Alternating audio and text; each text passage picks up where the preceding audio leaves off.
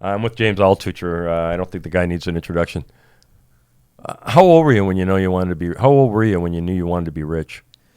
I think when I was probably about 5 or 6 when I realized I wasn't going to get nobody. I thought nobody would ever like me on the basis of my personality. Right. So I read all these books about rich people like Howard Hughes, John D. Rockefeller, and I figured, these Howard Hughes had people like him, even though he was crazy, and it's because he was rich. And so I had no self-confidence, no self-esteem. I measured for my entire life my self-worth with my net worth, and I think that was both my what drove me, but also what drove me to being broke so many times. Okay, what amount suddenly makes you feel self-worth? Because I've asked a lot of rich people this question, and they always have an answer.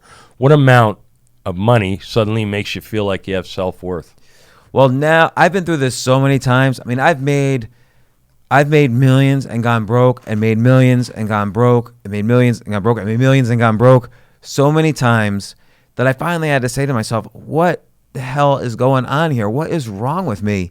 And I had kids. I was losing everything. I was getting a divorce. So you weren't single when you lost the money? No. And it was such a nightmare, and I was so stressed.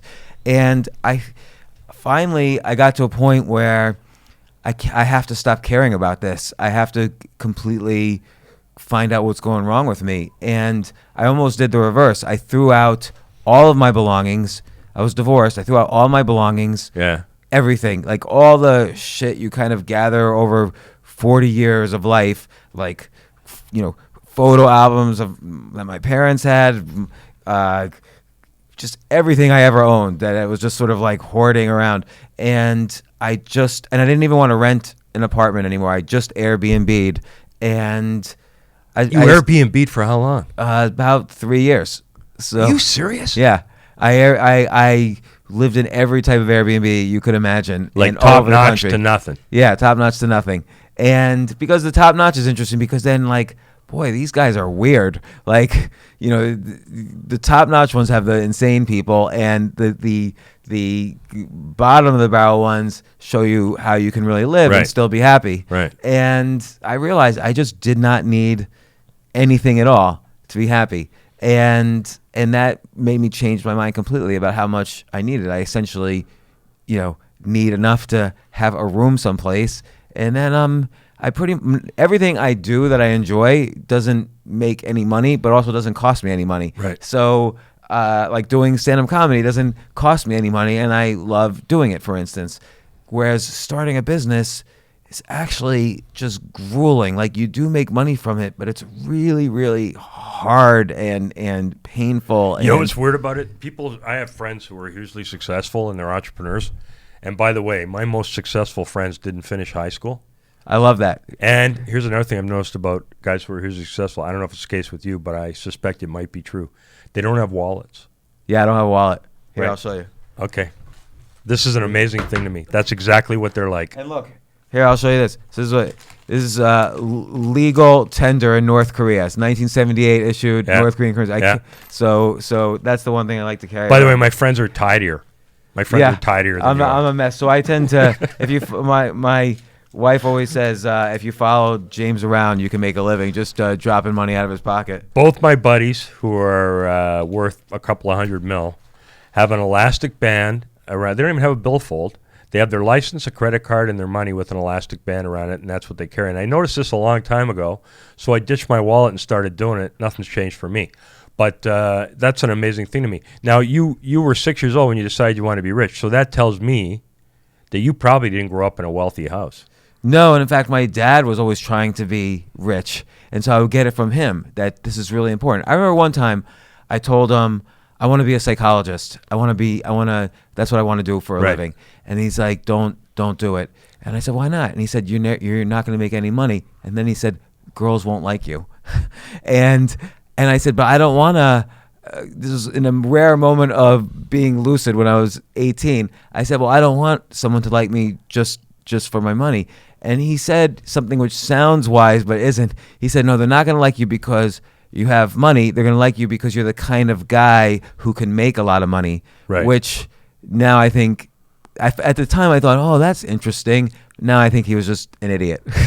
So yeah. What did he do though? What did he do for a living? he was a computer guy pretty early on, and he always tried to make it in business. And unlike every single other computer guy from the 60s, 70s, Right. and 80s, he's like the one computer guy who did not make My money. old man finished high school. He got offered a Johns Manville University scholarship.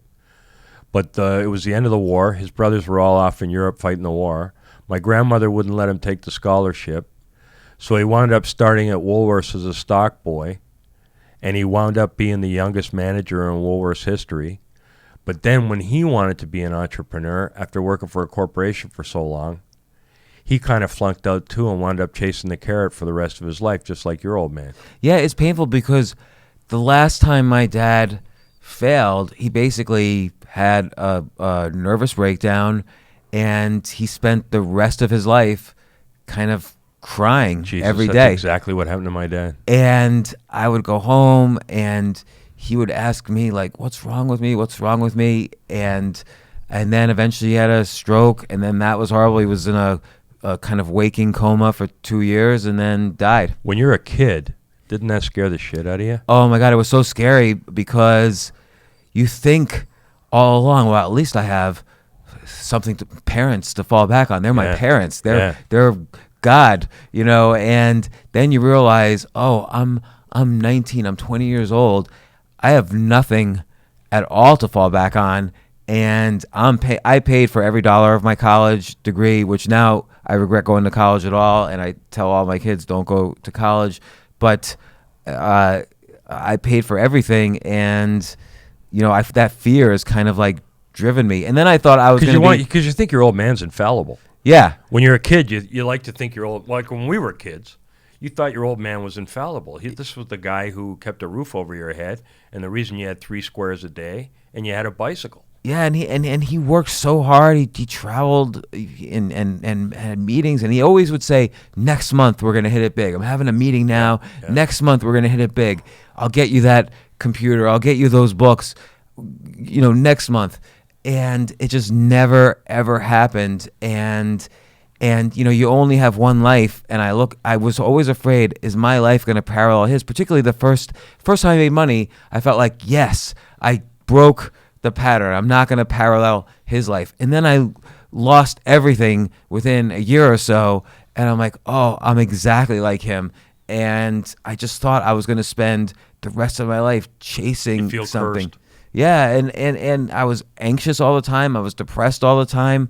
It was finally when I kind of gave up on such a stupid goal as accumulating money that I was able to do things I loved, and that generates more opportunities than anything. When Mike, when you did what you loved, you created this show. You did it, you loved it, and then opportunities. You were like a magnet to opportunities. You got that gig on the Comedy Network. You're giving and off everything. this vibe that sucks people right up to you. Right, because they can smell that you're doing the thing you love, and they aren't, and so they people just naturally want to be around. The magic. They hope the magic rubs off on them a little bit, so everything I just said could be put in a dirty context. But they hope that they get a little bit of that magic that you have. Yeah, the juice you got. Yeah, I know exactly what you're talking about. When you got out and you started making big money, was your old man supportive or jealous? He was super supportive, and he was always giving me ideas. He wanted to come work for me. Yeah. And but I realized actually as I got more sophisticated in whether it was business or whatever, I realized, oh, he is too optimistic about life. Like, if he had an idea, he always thought this is a $10 billion idea, uncountable idea. And I'm like, it's not that great an idea. Because you're like, he has complete access to you. Therefore, feels like he can pitch anything to you. Right, like, oh, we have to do. He would be like, we have to do this idea, or oh, you got that client, ask them for $1 million to do this job for them. I'm like, Dad, it's a $5,000 job, best case. He's like, no, ask them for $1 million, they'll pay it. They want you, and I could see now why he was too optimistic. Like when whenever he had even a little bit, he would buy huge gifts for his employees, Right. and then he would go broke Right. again. Yeah. And again, though, it happened to me over and over again that I did kind of follow his pattern a little bit, that once I made money, I thought I got into that game again where I thought, oh, I must be smart. I made some money. So, of course, I was instantly stupid. I would lose all the money. And I'm not even, again, it's so many times I was practically my own science experiment about this, that I could see what I was doing right on the way up and what I was doing wrong on the way down. When you were on the way up the first time, did you squander dough? You mean after I made the money, or? Yeah, after you made it. Yeah, Like I totally squandered. I spent everything because I But at thought, that point in your life, were you alone? Were you living alone? no, I was married, and then my wife was pregnant, then had a kid, and first kid. So that then didn't even second kid. because when you're a real entrepreneur, a wife and kids don't put the brakes on you, do they? No, you don't even think about it. Yeah, that's So, and that sounds insensitive. Like, I mean, I loved my family and Yeah, everything, and yeah. I love my kids more than anything in the world. But it was as if I was under hypnosis. Like, I thought this imaginary world existed where I was the king now, Right. and it just wasn't true. And so I would just spend everything thinking, oh, I just snap my fingers, I'll make more. And then I would lose everything. And I realized, you know what? Once you lose everything, that doesn't mean you just lost all your money. It meant you lost all your friends. You probably lost half your family. Every time I lost everything, another half of my family would be gone.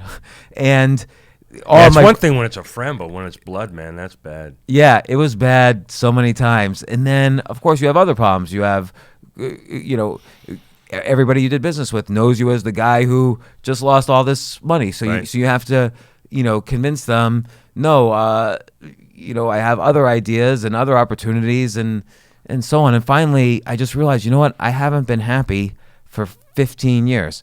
And the happiest moments I had was when I had no money, and I worked at HBO at the time, the TV channel here. And at the end of the day, I'd go off to Astoria, where it was all Greek people lived in Astoria. Yeah. And I would just play chess, and Greeks have a special kind of backgammon. We would just play all night. I wouldn't sleep, and I'd go to work the next day. It's the happiest time of my life. Still to this day, maybe the happiest time of my life. At HBO IT. Yeah, HBO IT. Yeah. Wow. Now, how'd you make the money the first time? So there was this little thing that was invented in the early 90s called the web. Yeah. And maybe at the time that I first encountered the web, there was 40 or 50 websites. It was only at a few places. And I basically knew everything about, I got obsessed. I learned everything about the internet, web technology. I just loved it. And that was true love. Nobody thought that this could be commercial at all. Like, it was just an academic thing. And then I moved to New York, and suddenly I realized every single company in the biggest city, in the biggest corporate city in the world, is going to need a website. And maybe there were 5 people in New York City who knew how to make websites. I knew nothing about business, so I just started making websites for huge companies. Like, I did AmericanExpress.com, TimeWarner.com. And back then, they were willing to write a check of any amount just to be in on this, right? Yeah. And again, I didn't know anything about business at all. I probably could have asked for more money. I had zero clue how to do business, but I was really good at convincing people they needed a website, because I had this vision that if I was so excited about this is going to be important. And but I had never had more than $1,000 in my bank account. American Express paid us $230,000 to do a website. And I remember one time this. Can't you do one in 10 minutes on your own now? You can do Yeah, one yeah, in no, 10 you can- minutes on your own now, right? The website I did for American Express, honestly, now would probably take me like an hour. Yeah. So- I like how they have stories about the kids who registered domain names like hamburger.com Yeah. and then sold it to these big companies for, like, I don't know, $1 million. Wait, but Mike, you had open-mic.com. know. Do you still own it? I mean, I looked it up, and I don't know. it's like reserved or something, but that's a great website. Open Open mic. Dash You could Mic, kind of be a database of open mics You know what, around the James, world. I don't even have a clue. I don't even have a clue about that stuff. But so companies like American Express paying you 230 G's. Are you But- working alone? Well, no, what happened was I didn't even want to do it as a business. I wanted to make, my dream was to make a TV show for HBO. That's what I wanted to do. Yeah. And because if you're sitting in the IT department at HBO, yeah, your desire is to get into the room with the grown-ups. Right. And they didn't even put us in the same building as they hated us. Right. We were just like the IT guys. And so my sister calls me and she says, you got to talk to my husband. His business is falling apart. He was making CD-ROMs, which doesn't even exist anymore. And so I visited him. I showed him the web, and he was a designer, so he started playing around making designs. Then HBO, which didn't have a website, they said to me, "What should we do about this web thing?" Yeah. And I said, "Why not, I'll help you make the website." And they said, "Okay, hire a company to make us our HBO.com. We have nothing. Make us HBO.com." And so I said, "Okay, I'll hire the company." So I had competitive bidding. All the 4 or 5 companies in New York City that made websites submitted bids, including my brother-in-law's company, which I was half owner of now. And I picked the best company for the job and was in business.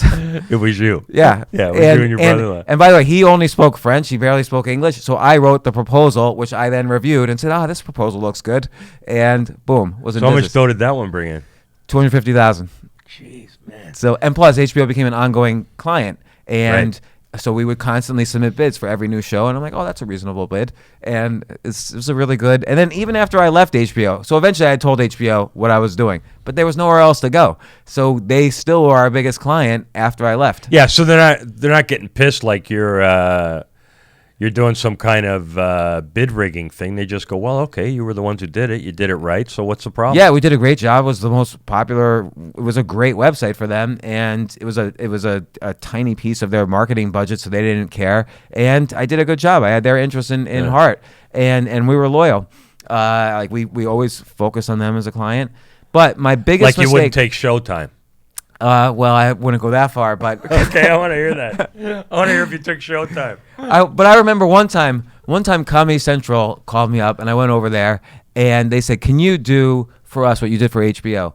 And I said, "I'm only going to do it. I don't want any money. I'm only going to do it if you give me the 3 a.m. time slot where I could just do whatever I want for that entire hour." Because they just did infomercials then. You mean you asked for airtime? Yeah, and they said she's like, "I don't know if we can give you that." And so she went all the way up to the CEO. His name was Doug Herzog at the time. He later ran MTV. Yeah, I know who he is, yeah. And he said no. And so then I said to HBO, I said to Jeff Bewkes, who later on became the CEO of Time Warner, I said, just like you do original programming on TV, why don't you do original web shows? And he's like, whatever, I don't care. And so I did a web show called 3 a.m. where I wandered around the city on like a Wednesday night at 3 in the morning. Yeah. And if you were out at 3 in the morning on a Wednesday night, chances are you're up to no good. And so I did this for 3 years for HBO as a web show, but then I worked for their documentary. I switched to working for their documentary department. We shot a pilot of it. So I got my first experience kind of shooting a TV show, although it never aired. The web show I continued doing, but the TV show never aired. They never did, but they did pull the trigger on the dough.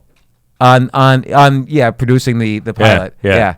And but then I jumped ship and did full-time the business, and I made two critical business mistakes. Yeah. One is that we were profitable. I thought the goal of business is to be profitable. Not then, though, not in those internet times. If I had stayed unprofitable, we probably wouldn't been worth $1 billion. Instead, we sold for, what's called a multiple on your profits. You're valued on your profits. What do you call that? What do you business guys call that? EBITDA or whatever the hell it's called? Yeah, EBITDA. EBITDA. So, and or like you're so funny that's like a savvy millionaire term when it sounds like baby talk. EBITDA, earnings before interest, taxes, depreciation, amortization. But and here's the other thing. Here's the other big mistake I made. Like when we were doing AmericanExpress.com, it was a 70,000 page website. I wrote software to making the website super easy. And I didn't tell anyone because I didn't want them to give us less money because I only was working like 1/100th of the time they thought. They thought I was making 70,000 pages, but I wrote this amazing I spent software. my whole life working 1/100th of the time people thought I was working. And I love those stories. I wish I had called myself a product company rather than like an agency that makes websites. If I had said, we have this product that makes websites, that WordPress is worth $1 billion. My little company to be fair, we sold it for about 15 to 20 million. But instead, if we were a product company that lost money, that's a $1 billion So company. you sell it for 15, almost 20 million. Like, how much did you get? Well, then we got stock. The stock went up. I said to myself, okay, this is ridiculous. The stock's too high. I made all the correct decisions. I sold when my stake was worth between 15 and 16 million.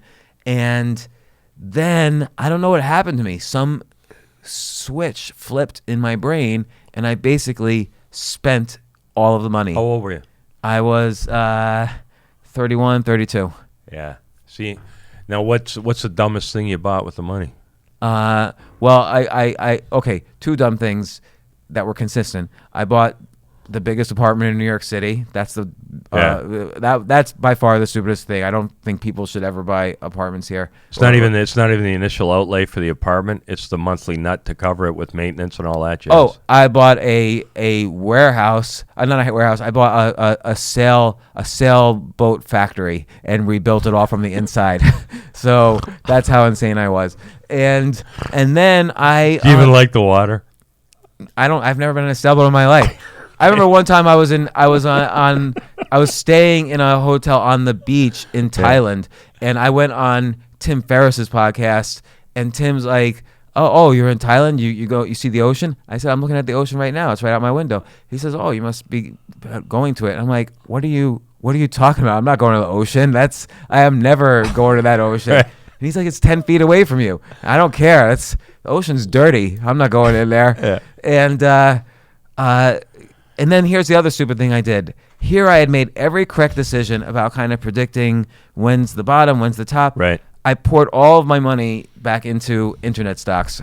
I just cashed out of an internet stock. Before the bubble burst. Yeah, right before the bubble burst. And then, boom, I lost everything. And I was, and yes, a lot of people did that, but not a lot of people cashed out at the top knowing, oh, this internet thing is too much in the stock market. Right. And then immediately plowed it all into internet. Yeah, but stocks. James, is it anything like the crash in 2008? Like, did any of those companies come back? Amazon, Apple, eBay, Priceline. So you hung on to that stock? No. I went broke. I went bankrupt. I lost everything. I lost the house. Lost. I remember one point. And you're married then? Married then. I lost $1 million a week that summer. I forget what summer it was, 2000 or whatever. And then I remember looking at the ATM machine. And at one point, having in the ATM machine, in my checking account, having over 15 million, look at my ATM machine about a year after that, had $143 left. You went through that much in 1 year? Yeah. How long did she stick around? Another 6. 6 years? Or 4. Another 4. 4 years? I had to make and lose it again. Okay, you know what? She's a good woman. Yeah. No, she's a very good person. Very good person. Great mother. I have no problems with her. It was really. Yeah, but what I was just so depressed. I was too difficult to be around. Here's my big question to you: when you go from 15 million to $143 in your checking account, and when you're at 15 million, you're probably getting it on with your wife 6 times a week. When you got $143, I was living in another room. It's zero libido. It was zero libido. Thank God. You know what's funny though? No matter how bad things get for me, my libido never goes. No, mine. But my charm offensive goes right out the window. Oh, I lost. Not only did I lose money, I lost charm and libido. I was just lying on the floor every day, so just depressed. Did you ever think of killing yourself? Oh yeah, and so because when I was riding high, I got myself a really nice life insurance policy with my kids as the beneficiaries. Right. They were still babies. I figured they're not going to remember me, but they'll benefit from whatever it is, $4 million. But I thought I was researching, so I researched heavily. How to do it. Yeah, I didn't want to. I had 2 criteria. I didn't want anybody to know I was killing myself because then maybe the insurance company wouldn't pay. Right. And I didn't want to hurt myself. Like too many people kill themselves by hanging themselves. Are you an idiot? Like that's the stupidest way to kill yourself. I'm with you all the way. I just came out of a really dark period, and I was trying to figure out ways to do it. And then I actually stuck a hose in my tailpipe with duct tape, and I stuck it into the car. And then I'm sitting there wondering why I'm not dying. I've never told this story. I can't believe I'm telling it here. So I'm sitting there going, why am I not dying?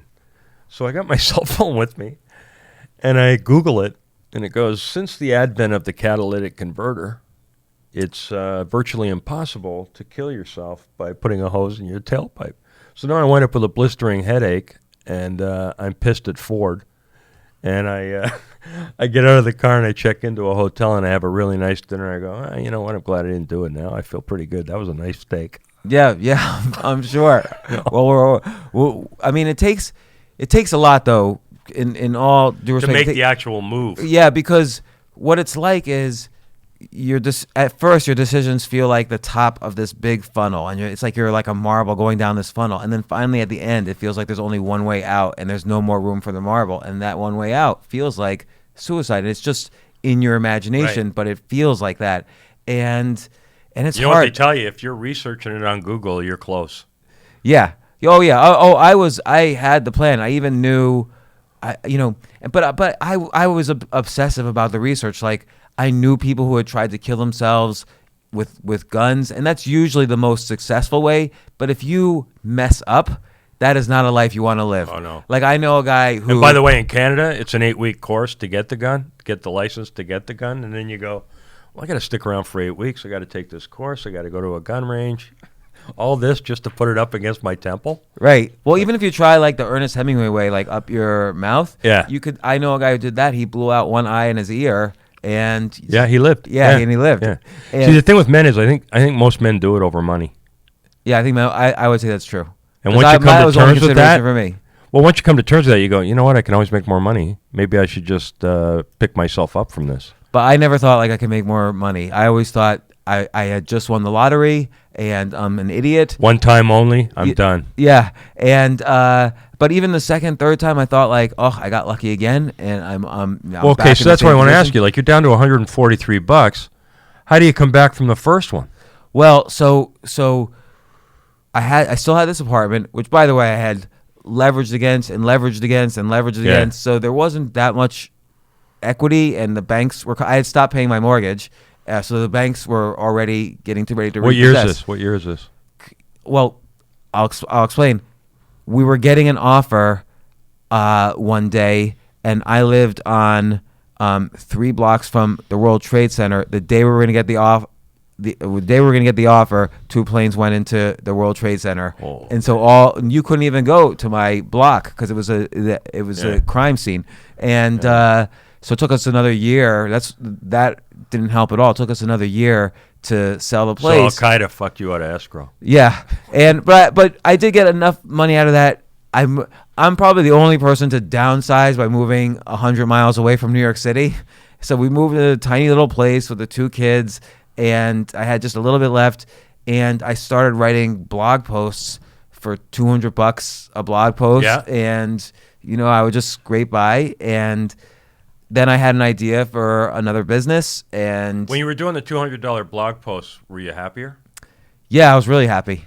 So because I felt like, I was building kind of people who liked my writing, and I've always been a writer. So ever since college, I wanted to write a novel. I wanted to write books. So this gave me a chance finally. I'm gonna write for a living. I framed that first $200 check, and that $200 check was more important to me than selling the business, which I never framed anything from that. Right. And then I wrote some software to model the stock market, and so then I could say, look, it's not me trading; it's this software, this artificial intelligence based software. It's on a hunt, right? Well, it's like here's what happened. I got all the data of every stock in history, every single move, every single stock I'd ever done. And then I have a background in, I was the IT guy. I have a background in artificial intelligence, computer programming. I figured out patterns where you could successfully trade and have a high probability of success. So I wrote this software, and then I pitched to various people. Who you knew from the first fortune? No, I had to start from scratch on all my networking. I didn't know anybody. From all those people, 100%. Dropped me. Everybody was my friend, and then everybody was not my friend. Right. And I basically, because I started writing articles for finance sites about my software, I was attracting a new audience, and I pitched very successful people, hey, give this a try. Here's the track record. It was all very legit. I never touched anything. I had never made a trade. Right. It was all the software, and it did well. And so I was building up the next business, and then I built up another business, and they weren't doing great, but they were paying my bills, and I started making a better living. Yeah, and then I started another business, which was a website, like a social network for investors, and that started getting 1 million users a month. Started getting advertising. I was the only employee. Sold that for 10. 10 and you're million. still married. Still married. Okay, so now you've made $10 million again from $143. Yeah. She's got to be happy. She was, yeah. We bought another house. We bought two was it houses in New York? No. We bought it. We bought out in the country. We bought 2 nice houses right next to each other. Why 2? I don't even know why we did that. See, I was just an idiot. I don't know anything about money, but I can tell you what you did wrong the second time. Yeah, it's like 2 houses right next door to each other. You know what unless you went Mormon and had a second family, there's no point to that. I built, you know what it was? I built a hammock right in between the two, and that's where I would just sleep every day. And you ever heard of planting a fucking tree? Maybe sticking a what? hook on it. A tree. And instead of a house. So that time I went broker than broke again. And okay, how'd you go broke a second time? Because you would think you would be cautious as hell the second time. No, I wasn't. And I thought, again, I'm the smartest guy in the world, and I could do anything now. Right. And so I started just doing everything wrong. And then, of course, this coincides with and I had made some money along the way. I had some ups and downs. Yeah. But this was the most up. So I kind of flirted with making a lot, but then, I was just making a good living for a while. But then this was the next big, huge amount. And then the financial crisis happened. And so I loaded up on a little stock called Lehman Brothers and a few other stocks like that, thinking I was smart. Like, they're never going to let Lehman Brothers go bankrupt. And you picked the one right that they didn't help. Right. The one. Right. That's hilarious. And then it was over. Like, then no house. I moved out. Like, and again, nobody was kicking me out. I was just done. Like, I was when you say you moved out, you mean you moved out on your wife? Yeah. And it was just, we weren't getting along. Things were bad. Really? What a shock. And I remember I was staying in like some Motel 6 or whatever in the city, and it was Thanksgiving. My kids were off with their aunts and uncles. Man, it's depressing. Yeah, it was depressing. And so, but here's what I did. You'll appreciate this. I wrote on an ad on Craigslist. I made an ad on Craigslist, and I said I had a bicycle accident and I was in a coma, and after I got out of the coma, I was psychic. And so if anybody has any questions for me, I'll answer with my psychic powers. Come on. And because I just wanted a human... Like Christopher Walken in The Dead Zone. I didn't see that. It's a movie called The Dead Zone with Christopher Walken. You pulled a Christopher Walken. I bet you he did it better than me, though. The acting was incredible in it, but he's in a coma for 5 years. He comes out of it, and when he touches somebody's hand, he can see the future. And Martin Sheen's running for president, and when he shakes his hand, he sees him pressing the button. Oh, my gosh. And that's the premise of the whole movie. When did that come out? Oh, like 81, 81. Oh, okay, because me. So you actually went on Craigslist and said you were now a psychic because of a bicycle accident. Yeah, and again, I had no friends, no family. By the way, based on the first 2 fortunes you lost, I know you're not psychic. Definitely. And then I literally went to the diner next door, had a turkey sandwich. It was Thanksgiving. Came back, had hundreds of emails waiting for me. Separated them into essentially 2 folders, all the ones from men, all the ones... You must have been excited as hell. Yeah. I thought, there's something here. And I separated them into 2 folders, all the men and all the women, deleted the folder with all the men, and just responded to all the women. And, basically I separated that into 2 folders. Because women are going to want to believe you, right? Is that why you did that? I wanted to meet a woman. But they also want to believe you if you're a psychic. A woman wants to believe you. Yes. A guy's going to be skeptical. Yes, and I divided that folder up into 2 halves. Half the women had a crush on their boss. Half the women had other issues. Deleted the folder with the women who had crushes on their boss. And then I responded to them. And I would pretty quickly say, I'm not psychic, but I like talking about people's problems and so on. Yeah. And, maybe you feel free to talk to me. And some of those women I'm still Facebook friends with. And it actually was a nice little adventure, and it got me happy and excited to have contact with people. And from then I started figuring out how am I going to make it back. And it took a while. It took a long time.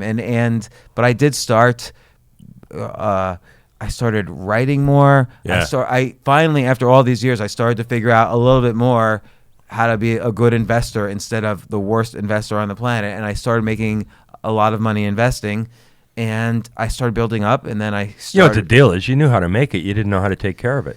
Right. And so when I've since made it again, and again, there was still a few like ups and downs, but overall, I had to make sure.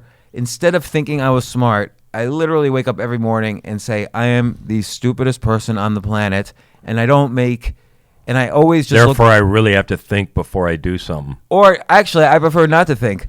If let me give you a huge example, like an exaggerated example. Let's say Warren Buffett calls me up and says, James, I just bought this stock. It's called, I'll be like, Warren, you don't need to I'm going to send you the money. You put it in the same stock. Right. Because what are you going to do? You're going to say, Warren, that is so stupid. How Trouble could with you do is you'd probably do the same thing with Jimmy Buffett. So yeah. Okay. Well, Jimmy Buffett though, he's like a billionaire. Yeah, that's true. You're right. Yeah. So I would always just invest where people smarter than me were investing, and some of those work out incredibly well. Like if you knew, but they had such a load of dough behind them that they could afford to make one wrong decision. Right. But I would also assume, look, they've got a dozen PhDs working for them who did all the due diligence. Right. They have connections. Like for instance, I invested in one company where the one of the first investors of Facebook was investing side by side with me, multi-billionaire guy, and he was one of the first. He made another several billion on Facebook, and the company we were investing in was like an ad agency to get companies on Facebook. And we invested when the company was worth $4 million, they sold to Salesforce.com for $800 million a few years later. Yeah. So stuff like that started to build me up.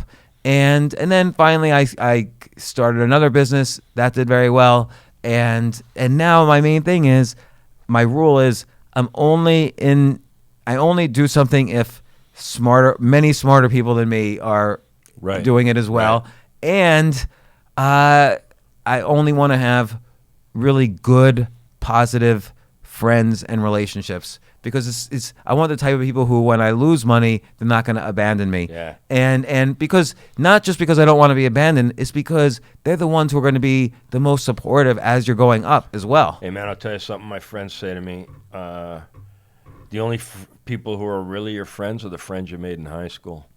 Yeah. And I have discovered in my life that is dead true. That's true. And through my writing, I've met good people, but it's hard. Most people are actually, and this is going to sound pessimistic, but it's actually realistic. Most people are just not good people, and they want something from you. Yeah. So so the second loss, and then the loss of your marriage.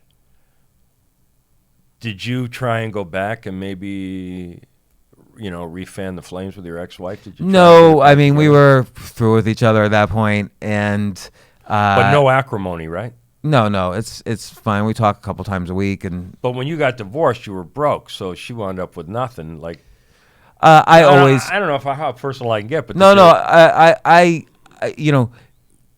gave her the houses which she was able to sell, okay. And there was, she had saved some as I was making, but in general, I'm still paying.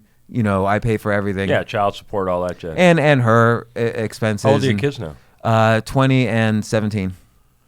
So you told them not to go to college. And knock on wood. By the way, that's 50 G's a year for you. Well, here's the whole thing. What do you learn in college? Like, I am with you 100%. My daughter, my oldest daughter, wants to be an actress. What, is she going to take an acting class and get suddenly a sitcom job? That's not going to happen. Yeah. So I said to her, I will give you the cash I would have spent on tuition and move to the city and get good at the one skill they're not going to teach you in college, which is auditioning, which is an incredibly difficult skill. And also learn how to bartend, because that's the other skill you have to learn if you want to be an actress. If you're going to make it. And so finally, she went to 2 years in college. Finally, just last week, she decided at the last minute not to go back for her junior year, and she's taken semester off and working for a theater. It's not a joke when people tell you that most college degrees are an indicator of a good memory. Yeah. And what good's that going to do you when it comes to competing with other people and clawing your way to the top? You learn classroom skills in a classroom. You learn acting skills when you're acting. You learn computer skills when you're doing real-world computer stuff. And once I learned to read, I didn't need school anymore. Yeah, and you're only going to remember what you're passionately interested in anyway, and that's usually something that there's not a nicely fit course around it. And also in the economy, 94% of jobs created today in this economy they're not employee jobs. They don't require a college degree. So and even now across the whole economy, 44% of jobs don't require a college degree. So it's only 50-50 basically anyway. You're going to end up with a job that required a college degree, but you just spent $250,000 on a degree. I'll take somebody with street smarts and native intelligence over an MBA any day of the week. Absolutely. But yeah, I ended up getting married again. That didn't work out. Did you and your wife stay good friends, your ex? Yeah, I mean, we have 2 kids together, and that's always the most important thing. Like, does she look back now and laugh? Like, oh, he lost and made a fortune twice. Does she look back now and go? I don't know if she laughs. Yeah. We never really talk about how much of a disaster I am. What about your current wife, though? Does she think it's hilarious that you went through all this and then came back a third time? Yeah. So. Is she younger than you? No, she's older than me. Really? Yeah. Has she been married and before? She's been married before. Yeah, always look for somebody who's been married to an asshole before you, and your life's going to be sweet. Yes, and this is tragically 3 years ago or 3.5 years ago, her ex-husband passed away. Okay, can we cut this out because I look like an asshole now. No, you didn't know. And she has 3 kids, so now we have 5 kids together. And I'm. Are her kids like roughly the same age as yours? Yeah, they're all between 17 and 20. Anybody sleep together yet? No, that hasn't happened. Okay, because you got to have that Marsha Brady moment. Yeah, 4 daughters and a guy, and but it's now it's hopefully I'm a family man for the first time, and but does she? Like, she's your second wife. She knows everything you've been through. She knows that things are really good now. Does she ever try and put the brakes on you? Oh yeah. I was going to ask you that. Like, okay, this is gonna sound ridiculous, but we were gonna go to I don't know, LA or something, and we're gonna bring all the kids. And I'm like, okay, let's just take a private plane. And she's like, we are not taking a private plane. You know why? You married a good woman. The difference between a private plane is like 1/20 of the price. Just fly first class, everybody on JetBlue. So I'm like, come on, it's so much easier. And she's By the like, way, no. first class on JetBlue, if you don't know, is the extra large bag of peanuts. Yeah. And about 2 feet more leg room. And it's a flat bed as opposed to first class on like United to LA. There's still going to be a rip in the leather seat, but it's wider seat. And so yeah, she keeps the brakes. She keeps the brakes on. Because if she knows your history, and this is both your second marriages, she knows this is it. This is her last grab at happiness. So there's no way in the world she's going to let you go off on one of your nutty schemes. Yeah. No, now and look, does she even know that you own Stand Up New York? Yeah. Although, by the way, I started buying it before I met her. I kind of like eased into it. She does not think this is necessarily a good thing for me. So you don't want to own a comedy club if you want to make money. But you know what? I'm gonna put forth a notion here.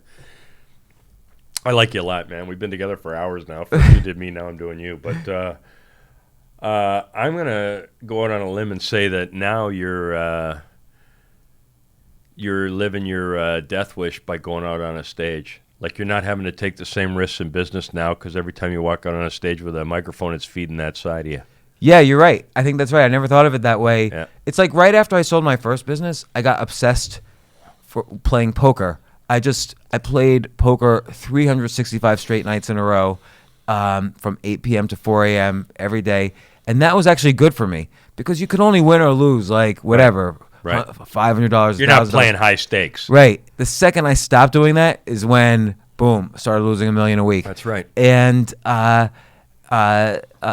you know, you're right. Like going, you know, much of my day is spent thinking about comedy, preparing for it, and you know how comedy benefits other areas of my life. Because like you even said on our talk, you know, you learn certain skills when you're on stage and you have to read an audience. If you had no pride and you were great at stand up, you could be the world's greatest salesman. Yeah, You exactly. really could. You could go out there, and if you got your real estate license, you'd be making $1 million a year. Well, but you wouldn't be able to look in the mirror. Right, and that's the thing is with comedy. You know what's really funny about that is I've written some kind of my writing style changed at one point when I realized, man, I'm just an idiot and whatever. So I started writing these very honest confessionals about, you know, considering and attempting suicide, going broke. Yeah. And my friends in the finance world were like, "What are you doing? Like, why are you writing about going? Nobody's ever going to touch you with a 10-foot pole." Right. And I just kept doing it, and I realized this gave me so much pleasure doing it. But then it kind of veered too much into like, because I realized so many of my readers were in a similar situation. Right. So I started to veer a little too much into what I would call self-help bullshit stuff. And going into comedy, this is a very truthful world, as you know. Yeah. My comedian friends will call bullshit if there's even the slightest hint of like self-help, like, you know, well, you know what's in funny? yourself. You said you toyed with being a psychologist. Yeah. A lot of my friends who are stand-ups toyed with that idea. One of my friends who's a brilliant stand-up, Simon Rakoff, his father is one of the top psychologists in the field in Canada. Wow. And he actually thought about it too, and I know 2 other guys. Well, I think because part of the skill of going on stage, not part of the skill of being funny, but part of the skill of being on stage is being able to read the audience extremely quickly. Yeah. And you'd be, you know this, but most people would be surprised how much it's like the pressure of coal turning into a diamond when you're on the stage there. You have to learn that skill very quickly or you die. And because I've even gone back to public speaking, and my public speaking is like 100 times better now, and I was not bad before. But with the you must be in demand on that. Yeah, because the comedy skills, like I could go up on stage, for instance, and usually my opening bit is I will call out which couple has been together the shortest amount of time, because you could see, you know, out of all, you know, you start to see every single thing. You could also see which couple the girl doesn't like the guy anymore, but he's still trying to. You could see everything. Well, I came down here with 2 people who have been pawing each other for 24 hours now. I mean, and one of them's fucking around on the other one because they've been together 10 years. Nobody paws at each other that much when they've been together 10 years. Yeah, I always say the rule in a comedy club is every year you've been together, you sit 1 inch further apart. Right, and there's something wrong. And I could. My mother used to say, "Don't bring flowers home because if you do, it means you're fooling around." And any woman worth her salt's going to know that you're fooling around if you brought flowers home on a Wednesday for no reason. Right. So, like, if a couple seems to be, like, I could say, "Oh, you guys have been together 12 years. You're about 12 inches apart." And usually it's right. But if they say, no, we've been together 27 years. And, you know, well, you just didn't want to fall off your chair. Yeah. Well, usually I'll say this must be an anniversary then or a birthday or something. There's usually some event or else something's wrong. So, because that formula holds up almost 95% of the time. But, I think you're right that the fear, I don't know if you still feel this or ever felt it, but I always get nervous. I almost don't like to be too confident. I'm a little nervous always before I go on stage. And my stomach used to do flip-flops. Like the first time they booked me on a Saturday show, and I'd been used to amateur night, the first professional night I had, my stomach was flipping over for 3 days. Yeah, and that's the same thing with me. And then so what I do now is I don't want to, like everyone says, "Oh, you got to do this for 20 years." I don't want to do it for 20 years. I'm 51. So I always take every hard challenge. Like if there's a check spot open, I take it, meaning that's the hardest spot when the waitresses are handing out the checks. Or like if Bill Burr's going up, if I have the choice going up before him or go up right after him, I will always go up right after him. Are you kidding me? Yeah, because I want... Okay, you know what? You got chops in. I want if I'm afraid of it, I have to do it because that's the only way to get better. and You I'm know not what? doing 20 years. I'm gonna That do happened this to me fast. on my first headline week. George Carlin came in, and he did half an hour, and they gave me the option of not doing it and paying me anyway. But I went on. Yeah, that's the only way you learn. It's the only way. And if I had it backed out, I never would have forgiven myself. And You by the way, he was so nice to me afterwards. That alone made it worthwhile. oh, that's great. You know. You know, the people don't realize you success is at the place least crowded. So you always want to take the spot that nobody else wants, Yeah. because then you have a monopoly, and people notice that. You know, whether it's in business or in comedy or in writing fiction or anything you Right. do. So if it's so valuable for me as in terms of skipping, you know, hundreds of hours of learning, just going up after somebody like Bill Burr and trying to pattern disrupt the audience from focusing on, I just saw Bill Burr. That's hard. And by the way, a guy like Bill Burr knows how good he is. So he's probably afterwards going to say, hey, you know what? You had a lot of balls going on after me. Yeah, he usually just leaves the club right after. Okay, But yeah. the other day I went on right after Tracy Morgan, for instance, which is really difficult because he has this very raw, just like energy on stage. That's okay. But Tracy Morgan can either kill or turn a room into the weirdest place you've ever been in your life. I think both happened, and then I went up. Yeah, yeah. So yeah, it's hard, but you learn. I so mean, when many. getting hit by a Walmart truck is what suddenly made you a headliner again. I don't know. He was telling me about his beautiful home with the bowling alley, and so he's got. If I got hit by a Walmart truck, you'd never see my ass in a shitty comedy club again. I bet you're wrong. I bet you would feel the addiction. I'd probably buy a shitty comedy club like you did. That's what I'd probably do. I mean, You know what I'd be? I'd be like Rupert Pupkin in my basement with cardboard cutouts of audience and audio tape with people loving every word that came out of my mouth. That's what I'd be doing. And then at night you'd commit crimes like the Joker. Right. You know, Jerry Seinfeld's performing tonight, for instance, at the Beacon Theater right next door. Is So he? yeah. And these guys just don't stop. It's an They addiction. love it. It's love. You know that. Yeah. It's love. Like in your case, it's probably saving your life. Yeah, Not saving your life.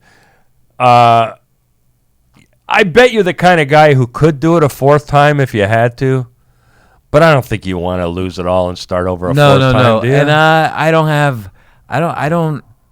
No, it's not. It's never fun, and I never think to myself, "Oh, well, I'll just simply make it back." Like the psychology doesn't work that way. Once when you lose it, you're lost. I have a friend who's successful. You know what he said to me? Whatever's up there only gives you so many ideas, and you can fuck up one time too many. Yeah.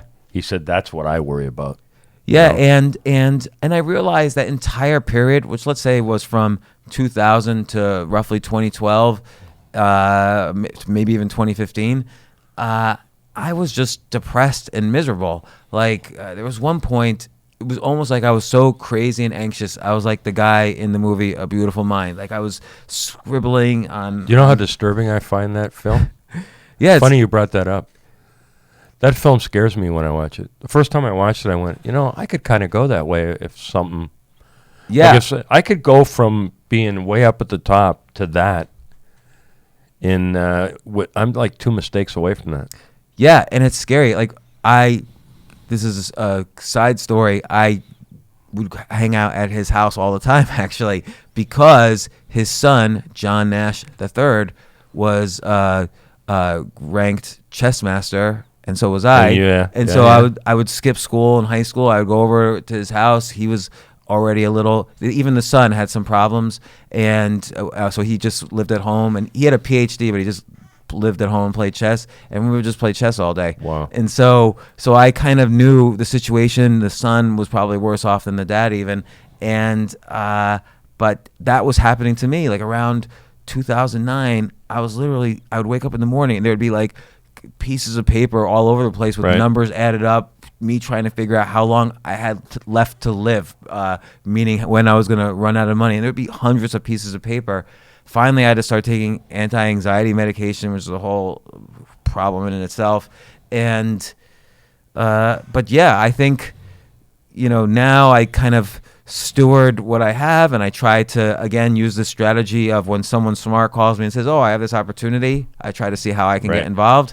But then I focus on the That's things kind I of a love. John Nash thing, the way he chose at the end of the movie to ignore the hallucinations, pretend they weren't there, and just not talk to them. Yeah. It's what you do. But for me, it was medication that allowed me to ignore the hallucinations. But Listen, man, I got on an antidepressant once, and it turned things around for me. Like, I got to the point where my show ended, where I was sitting watching things like Conan O'Brien and Letterman and, I don't know, whatever else was on, and I would sit there and try and come up with the punchlines ahead of them. And instead of being happy when I did it, it got me really depressed. And this was before Twitter. So instead of being happy when I did it, it would make me depressed, and I would sit on my couch and go, why am I not doing this anymore? yeah, and and that's obviously that's a thought process that only ends in poverty of thought, because when you regret the past, that's where you're living, and when you're anxious about the future, that's where you're living. But the only way to make money is right now, Right. and so there's one other. Because you're going to miss every opportunity that comes your way on that day. Yeah, absolutely. And the only other practice I started was, I figured, you know what, like this, and this is to your friend's point about ideas. I figured ideas, like anything else in life, is a muscle, and if I've got to train my idea muscle so that I'm prepared. And so every day, without fail, I write down 10 ideas a day. And so sometimes I'll write 10 ideas for myself. Sometimes I'll write 10 book ideas I Right. could write, 10 podcast ideas. Sometimes I'll write, here's 10 ideas that Amazon should do. And I'll even send it to someone on Amazon. And I've visited Amazon, LinkedIn, Google. Do you get a other response places. from them when you do Yeah. it? Yeah. And You think it's because you're James Altucher or because it's a good idea? Probably a little bit of both. Yeah. But they've invited, Amazon's a great example. They invited me out to Amazon. They showed me where some of my ideas intersected with some of the products they had in development. It was I've been out to And Google. don't forget, Bezos will be happy to give you $15 an hour for your ideas. Yes, and I had to pay for my flight out there, so That is so Walmart. But there was no way I was going to miss going out. And I went out to Google, I went out to LinkedIn, Yeah. I've been out to Facebook. Like, so it's just, this practice of writing 10 ideas a day is great. It's also great for writing comedy. Well, when you went out there, if they liked an idea you had, do you have enough faith in their morality or ethics to buy it off you, or do you think they just steal it? No, not that I don't want them to buy it from me. I even say, this is, you just have these ideas for free. That's why they open the dialogue with me, because they know I don't want anything. Why do you do that, though? Because, okay, first, these are actual legit ideas that I want to see Amazon do. So if I say, do this service for Just from a point of, hey, this is really great, and I'd love to see it happen? Yeah, like, so if I'm going to self-publish a book, for instance, so some of my books are with publishers, some of my books are self-published. Right. I want Amazon to have certain features for self-published authors. Right. I'm happy if they make them. But just having that dialogue, and this has worked for me in the past, if later on I have a really good idea that I decide, you know what, I'm going to make a company out of this idea myself, I still have that dialogue with Amazon. So that dialogue is invaluable, as opposed to them giving me like a small amount of money for an idea. So the dialogue, the relationships are always more valuable. That's, you know what? That's pretty altruistic. Yes. You know what I mean? Like, that's pretty altruistic. But that's how. do But that. but that's how. If you think of money as an energy, which sounds woo-woo a little bit, but there's other ways to build up that energy. You know what? You're like my friends. Money's not money to you, is it? No, it's because I don't even spend it on anything right now. Like, I bought a comedy club, and I don't drive. I don't Right. have. This is like, I have 3 outfits of clothes, and then I have books, and there's nothing I want.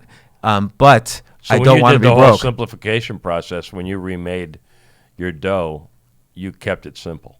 Yeah, so for a while I kept it so simple that, and I was still making it back, but this is when I threw out everything. I lived from Airbnb to Airbnb. Right. I had one carry-on bag, and I took it with me everywhere. So when I left an Airbnb in the morning, even if I was going to stay there that night, there would be no footprint of me in that apartment. I basically had no footprint anywhere. And in my carry-on bag, I had 2 outfits, a laptop, and a phone, and that's basically it. When somebody recognizes you out in the street, what do you want them to recognize you for? Stand-up, business, books? it's has been pleasurable when the few times now people said, "Oh, I saw you at the comedy club. That was great." But usually what happens is people say, "Hey, I really related to that situation you were in, whichever one it was." What makes you happier? Yeah, because then people find.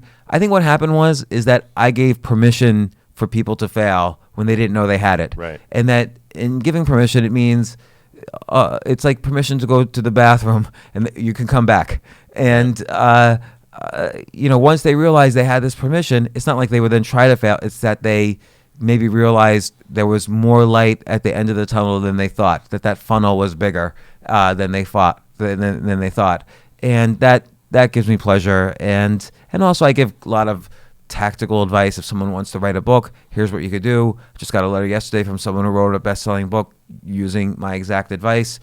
And I've helped other people make money and start businesses. And I've been an advisor to businesses. I'm an advisor to a bunch of businesses. Because now I finally, now I've been doing this for 25 years, business building, investing. So as long as I don't go crazy and I keep calm, it turned out I actually developed a skill. I've put in my 10,000 hours developing that skill. Right. So with investing, the skill is trust other situations smarter than you, either people or software or whatever. And with business, I just have seen thousands of businesses. I kind of know what to do in every situation. Yeah. What advice would you give a guy like Nicolas Cage? Well, because there's a guy who, he spent it all on stupid shit. Yeah. So I would, if I were him, I would throw everything out and realize he doesn't need that much. And then, start performing. Don't expect 20 million a movie. Be happy starting with 1-2 million movie. Right. Do some indie movies. One of them will break out. Maybe offer to play a role for nothing in an Avengers movie or whatever, because people still like to see him. And if he doesn't cost that much, and he's dying to play a superhero. Yeah, people will hire him if he's not costing his ticket price. So. And then it becomes a story too. Nicolas Cage threw out everything and is living in a tree house, right. And that becomes a story. And then he gets in the news again, and he could start writing. He could write about for Forbes magazine step by step how he lost everything and the mistakes he made. Right. And then boom, everyone's reading that Forbes magazine article. What haven't you done that you want to do? I just like going up on stage every night. That's it. That's it. Like there's not some one big thing that you're waiting to do that is going to make you really happy. No, nothing. I love my kids, and I write. So I write a lot of memoirish nonfiction, but I'm gonna do a novel at some point or attempt it. But really, every day I wake up thinking, okay, am I performing tonight? Or if I'm not, where can I perform tonight? And if not, what jokes can I work on? What can I improve? I always try to write every day. So, and I never think about. I've done. And I have no goal with the comedy either. People say, "Why are you doing this? What's your goal?" Zero goal. And I've done all that too. But I think you'll appreciate this, and I think I would only probably say it to you. For me, it's this podcasting thing. Yeah, I love the podcast as well. I love doing the podcast. I have never done it. I've always had constraints around me, and whether it was going to commercial or censorship or a million other things. This is my third one, I guess. Yeah, and it's a weird thing. It's giving me that old feeling of getting excited about doing something, but also being extremely comfortable doing it. Yeah, it's a fun format, and if you've already done a talk show, it's probably a really pleasurable format compared to the conversations you had on the talk show. Yeah. And I've been doing a podcast since late 2013, and I've had on every bucket list guest I could think of. We both grew up with the Fonz from Henry Winkler's been on. William Shatner's been on. My brother knows him. My brother told me he's the nicest human being who ever lived. Oh, he is the sweetest guy. We did the podcast here. This is 236 West 78th. He grew up 210 West 78th.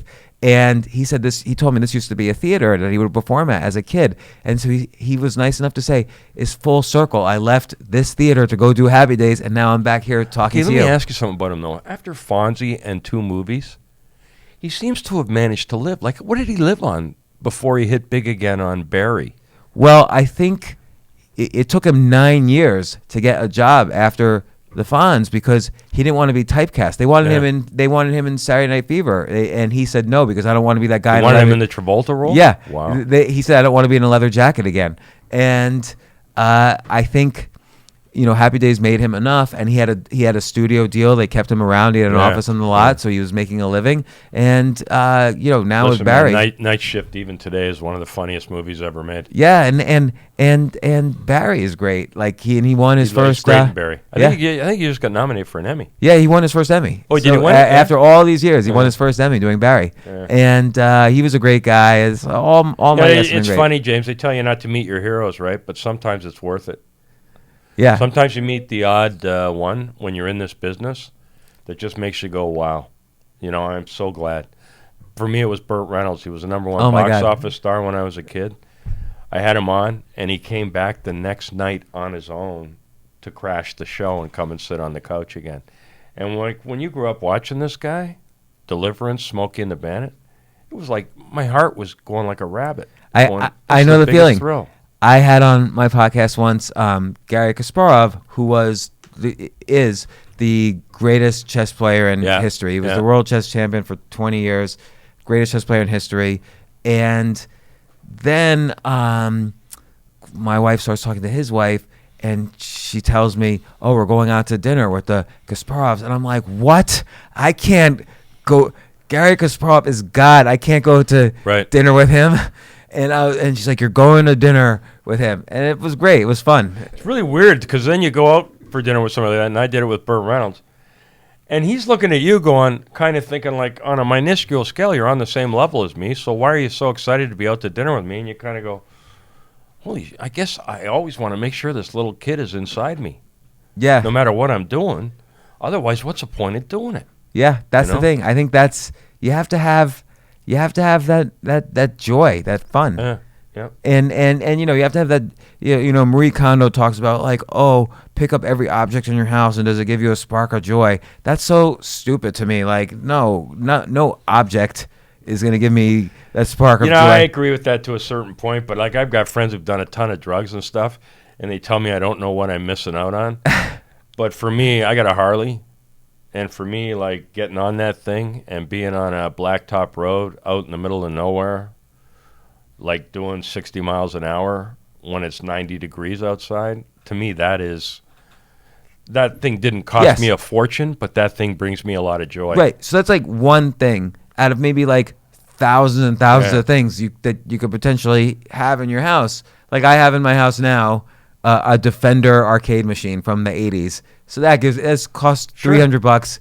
And that gives me joy. For you, that's what a classic Mustang would be to me. Right. It's the same deal. But experiences though can give you joy. So going up on stage and killing, that clearly is like a big thrill for me was one time being invited to play Atlantis in the Bahamas. Oh yeah. And the big thrill for me was, here I am at this 5-star resort that some jerk paid $6,000 to stay at for a week, and they're paying me to be here. Plus I got this voucher where all my meals are free. I was going, man, it doesn't get sweeter than this. And tourists are great crowds if you know how to play them. Yeah, I've never. We get a lot of tours here, but not like that. Yeah, it was amazing. It was just an amazing week for me. And I was doing like half an hour every night, and I was spending the rest of the time wandering around this joint, eating 5-star gourmet meals, and going out to the beach. It was incredible. That's great. Yeah. Listen, man, I want to thank you. Yeah, thank you, Mike. I don't want to thank you for being on mine. I want to thank you for having me on yours. Well, both. I mean, it's such a great day. You did more of a favor to me than I did to you. You'll see. No. I learned a lot, and So did I. the guests learned a lot. I mean, the listeners will learn a lot as well. You're a super guest, and hey, I learned. I took notes. I learned a lot as well. Beautiful.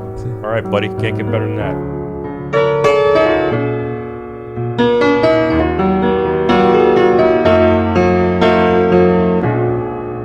You're listening to U2 with Mike Bullard on the Possibly Correct Network. The king of spontaneity, legendary comedian Mike Bullard is back. Stay up to date with the latest from Mike and the podcast by following us on Facebook, Instagram, Twitter, Minds.com and Gab, or navigate to www.u2mikebullard.com. While you're online, please show your support for the show by leaving a review on your favourite media player. You can check out all of our podcasts by following Possibly Correct on minds.com.